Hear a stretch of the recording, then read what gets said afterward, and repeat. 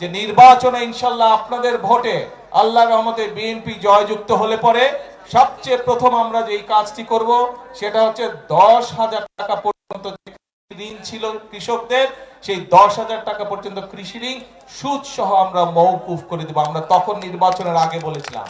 এবং নির্বাচনের পরে প্রথম যে মন্ত্রিসভার সরকারের যে মন্ত্রিসভার বৈঠক ছিল, সেই বৈঠকে প্রথমেই বিএনপি সরকার কৃষক ভাইদের কথা মনে রেখেছে এবং সেই কৃষি ঋণ সুদ সহ আমরা মওকুফের ব্যবস্থা করেছি।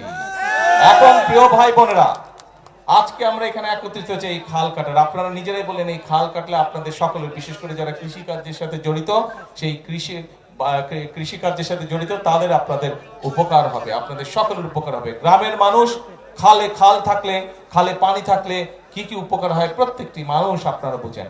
আজ এই খাল খাটাটা কেন জরুরি? সমগ্র বাংলাদেশে আজকে যে খালগুলো আগে ছিল প্রায় সকল খাল ভরাট হয়ে গেছে। আমি এখানে আসার পথে আমি বিভিন্ন জায়গায় দেখলাম নদীর পর্যন্ত ভরাট হয়ে গেছে। নদীর মধ্যে কিছু চাষবাসের কাজ হচ্ছে। বহু খাল, ওই যে ছোট ছোট কালভার ব্রিজ যখন পার হয়ে আসলাম দেখলাম যে অনেকগুলো খাল প্রায় ভরাট হয়ে গিয়েছে। এই এলাকাতে যে খবর নিয়ে আমি জানলাম, এমনকি বর্ষার মৌসুমেও খরা হয়, অনেক জায়গায় পানি পাওয়া যায় না। ঠিক এই কথাটা কি ঠিক? বর্ষার মৌসুমে অনেক জায়গায় পানির সমস্যা হয়, সেখানে চাষবাস করা যায় না। কিন্তু আমরা এই বর্ষার পানিটাকে আমাদের কাজে ব্যবহার করতে চাই।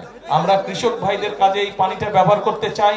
আমরা এই পানিটা ব্যবহার করতে চাই এমন ভাবে যাতে সমগ্র এলাকার মানুষ উপকার পায়। সেজন্যই আমরা বাংলাদেশে আজকে ভাবে এখানে খাল খনন শুরু করলাম। সমগ্র বাংলাদেশে ইনশাআল্লাহ আগামী 5 বছরে আমরা প্রায় 20,000 কিলোমিটার খাল খনন করব। ভয় পাস না, এটা কসমিক ডোর। শব্দের আরেক নাম কসমিক ডোর। এর ওয়াল থিকনেস ও রিপ থিকনেস বেশি থাকায় এটাকে 50 বছরেরও বেশি। কসমিক ডোর, নিশ্চিন্তে 50 বছর।